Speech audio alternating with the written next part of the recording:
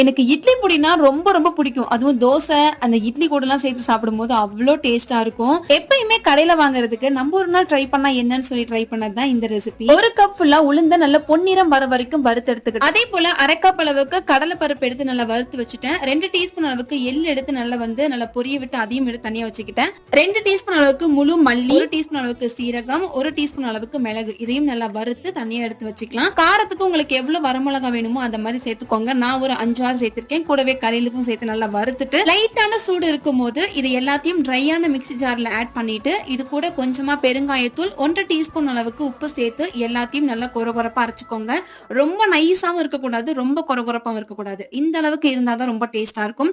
இந்த பாக்ஸ்ல நான் ஒரு பாக்ஸ் ஃபுல்லாவே இன்னைக்கு வந்து பாத்தீங்கன்னா அரைச்சு வச்சிருக்கேன். உண்மையை சொல்ல போனா இது வரைக்கும் நான் இந்த மாதிரி இட்லி பொடி எல்லாம் செஞ்சதே கிடையாது. ஃபர்ஸ்ட் டைம் நம்ம செஞ்சு சாப்பிடும் போது இதெல்லாம் நம்மளா பண்ணோம் செமையா இருக்குல்ல அப்படின்ற மாதிரி இருந்தது. கண்டிப்பா ட்ரை பண்ணி பாருங்க.